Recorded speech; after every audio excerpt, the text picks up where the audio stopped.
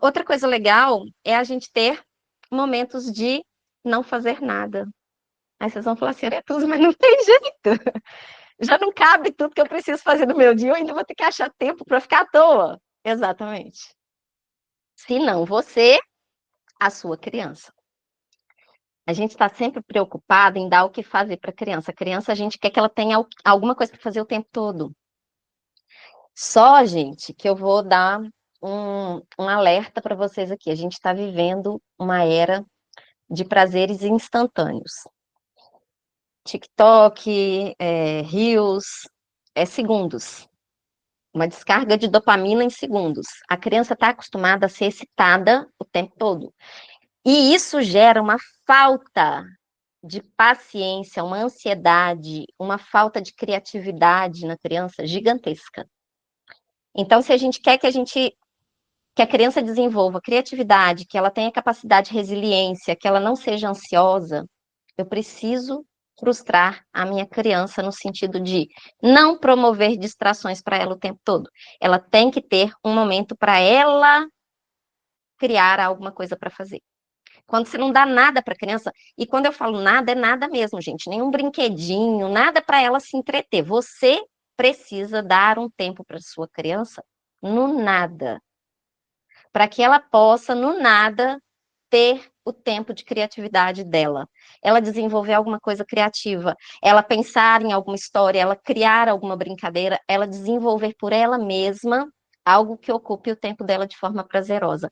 Você vai perceber que a sua criança vai ser muito mais criativa, muito mais feliz, ela vai ter muito menos ansiedade para o que vem depois, ela vai saber esperar, ela vai ter paciência para esperar, porque quando a gente não gera esse momento de ócio para a criança, ela está sempre ocupada com alguma coisa. O dia que você não conseguir entreter a sua criança num restaurante, no shopping, na praça, ela vai fazer um show.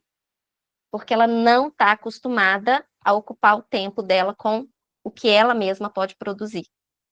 Então, gere esse momento livre para sua criança, ainda que sejam assim poucos minutos, mas ela precisa ter um tempo para não fazer nada, tá? Se esse momento vai ser um momento em que ela está mais cansadinha, melhor ainda, porque ela vai estar criando alguma coisa enquanto ela descansa.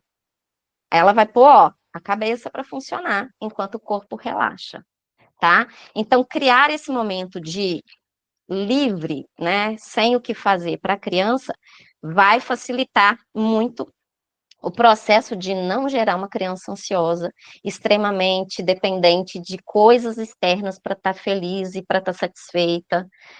E ela vai ser uma criança emocionalmente muito mais equilibrada. Porque quando a gente não consegue articular essa questão da ansiedade com a criança, gente, nós somos o espelho, né? Se nós não conseguimos lidar com o não fazer nada, a criança também não vai. Se a gente precisa de algo para fazer o tempo todo, a criança também vai entender que precisa estar fazendo algo o tempo todo. Vamos tentar, então, enxugar aqui a nossa listinha, né, de dicas e sugestões para uma boa estimulação para os nossos filhos de forma consistente. Listar tudo que precisa ser feito, ter na lista a prioridade, é uma só, tá? Prioridade é uma, gente. Não existe essa coisa de prioridades. Não tem como ter prioridades. Prioridade você só faz uma coisa, né? Então a prioridade absoluta fica lá no topo. Listou a prioridade, o resto vai se encaixando no restante do dia. Lembra que você vai começar essa lista pelo horário que você tem disponível para ação. Tá? Então, eu vou usar dentro dessa lista o meu tempo de ação. Se eu tenho das 6 às 10 da manhã, é das 6 às 10 da manhã que eu tenho que encaixar as coisas dentro dessa lista. Outra sugestão, gente, é sempre deixar nessa lista, né, do dia, um horáriozinho, ainda que seja pequeno, para imprevistos.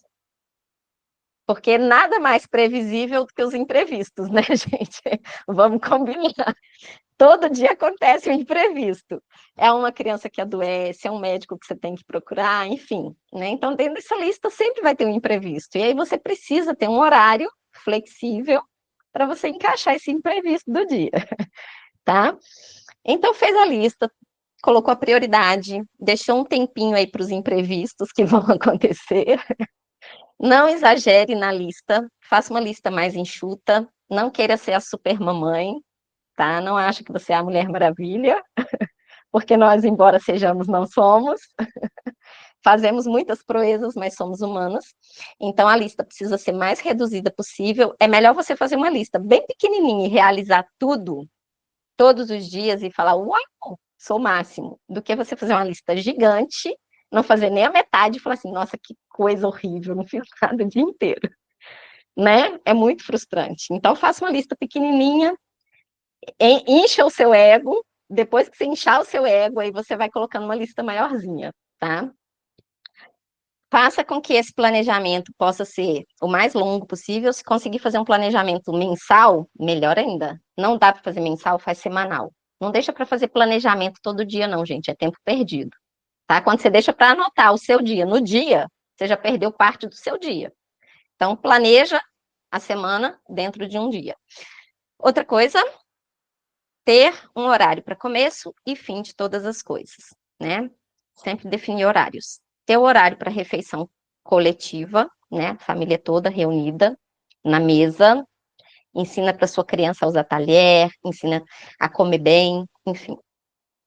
Hidratar, que é fundamental, e ter momentos de ócio, né? Um momento livre aí, com a criança ou sem, né? Sem você, a criança tendo esse momento vai ser fundamental para criar uma estratégia bacana. Agora eu vou responder a pergunta que eu já não me lembro quem fez, mas me perguntou e quantas horas, né, uma criança precisa dormir. Gente, no mínimo 8 horas por noite, no mínimo, tá? Isso vai depender muito de quê? Se essa criança estuda durante o dia, se essa criança tem momentos de soneca à tarde, se essa criança tem uma rotina de atividades muito longa, muito intensa durante o dia, se faz, né, várias atividades, faz natação, faz inglês, faz não sei o quê, não sei o quê. Se você coloca muita coisa na agenda dessa criança, ela vai precisar de ainda mais sono para poder conseguir, né, reorganizar tudo que ela fez durante o dia. Por quê? Porque é durante o sono que tudo que ela fez durante o dia vai ser solidificado. O cimento é colocado à noite e ele vai secar durante o sono, tá? Então, se você ensina um monte de coisa para a criança durante o dia, mas à noite ela tem um sono muito ruim, dificilmente ela vai consolidar o aprendizado de tudo que você ensinou durante o dia. Então, o sono, gente, ele precisa ser uma coisa muito bem estabelecida e muito observada. A gente que é adulto já está, né, ciente das nossas consequências. A criança não, ela não tem essa escolha, é a gente que escolhe por ela. Então, essa coisa de, meu filho não dorme cedo, mas por que que ele não dorme cedo? É porque a casa está em movimento? É porque os pais dormem tarde? É porque a rotina familiar é agitada? Aí é cada um saber do seu, né, do seu modo. Por isso que é tão importante, gente, o acompanhamento individualizado, que a gente ajusta as coisas para cada um. Não dá para fazer uma receita de bolo para 10 famílias diferentes, entende? Então, assim, a gente tenta, sim, orientar, né, a ter um sono de no mínimo 8 horas por noite, para que esse sono possa gerar o resultado que a gente espera para essa criança ter uma aprendizagem legal, tá? Então, seria em torno de 8 a 10 horas no mínimo, tá? 8 a 10 horas é o ideal, digamos assim. Menos que isso vai ser prejudicial para a criança. E também depende da idade, né, da criança. Quanto mais novinha, mais tempo de sono ela precisa. Porque, como eu falei para vocês, o cérebro está em pleno vapor. Quanto mais novinha, mais ela está trabalhando esse cérebro, mais coisa ela está aprendendo, mais coisa ela está absorvendo, e é durante o sono que isso vai se consolidar. Em relação à água, a gente precisa ter a seguinte ideia: a quantidade de água depende do peso. Minha filha não gosta de beber água. Qual a dica me daria para ajudá-la? Então vamos lá. A primeira dica é espalhar água pela casa, que eu já falei, né? Coloca garrafinhas à disposição dela, de preferência. Quanto mais chamativas forem essas garrafinhas para ela, você vai pegar temas do interesse dela, né? Se ela gosta de princesa, você pega umas garrafinhas com princesa. Se ela gosta de bichinhos, você pega bichinhos. Enfim, coloque coisas que vão atrair o interesse dela para esse objeto. Feito isso, você vai espalhar isso pela casa com água, tá? E sempre beber água perto dela. Sempre, sempre falar. E sempre que você for beber, você vai oferecer. Essa é a primeira coisa para gerar interesse na criança. Ela só vai gostar daquilo se ela vê que outras pessoas também gostam. Não adianta eu falar para a criança beber se ela não me vê bebendo água. A coisa legal é você criar brincadeiras com essa água.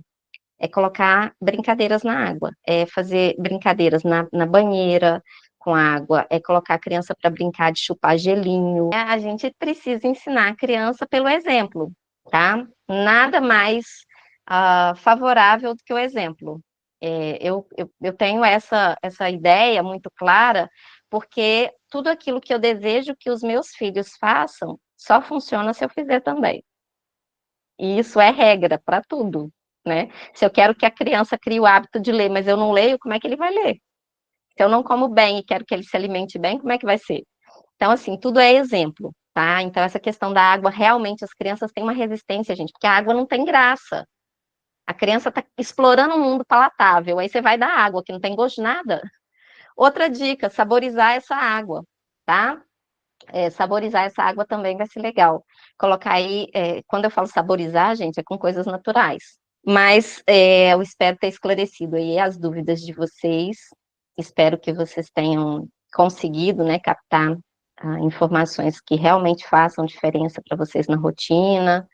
E em relação à rotina em si, né, do que estimular, a gente já sabe que toda criança precisa de diversos estímulos. E a própria rotina da casa é um universo de exploração para a criança. Quando eu sugeri ir lá à cozinha com a criança, gente, a cozinha te oferece todas as possibilidades de explorar. A gente tem 6 habilidades para desenvolver na criança. Sensorial, né, que aí vem o tato, a visão e a audição. E a gente tem mobilidade, linguagem e destreza manual. Isso tudo a gente consegue fazer na cozinha com a criança. Então, eu falo que tem que olhar com um olhar atento, porque as oportunidades estão na nossa rotina diária. A gente só precisa fazer um pouquinho de ajuste, né, para conseguir alcançar todas as coisas que a gente deseja com pequenas ações. Pequenas ações. Se eu levo a criança para fazer a feira comigo, para ir no mercado, eu estou estimulando, gente. Eu posso falar os nomes das coisas, fazer sugestão do que é mais pesado, o que é mais leve, qual o tamanho maior e menor. Enfim, eu ensino um universo de coisa para a criança fazendo compra, né? Posso falar das cores das coisas, posso falar o nome das coisas, né? De frutas, verduras, legumes, enfim, eu posso ensinar um mundo de coisas com a criança na minha rotina. Aí, quem é mãe e não tem ajuda, né, externa, é a hora de ser criativa, coloca a criança junto com você em todo lugar. E usa esse fator para inserir a criança realmente, não só estar junto mas fazendo parte. Né? Às vezes a criança está do seu lado, mas você não coloca ela para fazer. Então, peça à criança, solicita à criança. Se ela ainda é muito pequenininha, né, e não pode participar ativamente, conversa com ela e explica: olha, filha, isso aqui é tal coisa, né? Mostra, aponta, fala, gesticula para a criança, mostra que você está interagindo com ela. A interação é um fator fundamental para o desenvolvimento de qualquer pessoa. A pessoa que não tem, se você criar alguém dentro de uma caverna sozinha, possivelmente ela vai ser alguém com um aspecto animalesco, né? Ela não vai conseguir socializar, porque ela está sozinha. E a nossa criança também, ela não vai conseguir interagir enquanto a gente não mostrar para ela como é que faz. A interação social acontece dessa forma. É interagindo com a criança desde sempre. Vocês aqui, agradecendo imensamente a presença, e a gente vai se falando lá pelo grupo. Espero que vocês se animem para voltar. De nada, Sabrine. Espero aí que quem já faz o método possa, né, retomar. Se quiser me ajuda, estou aqui.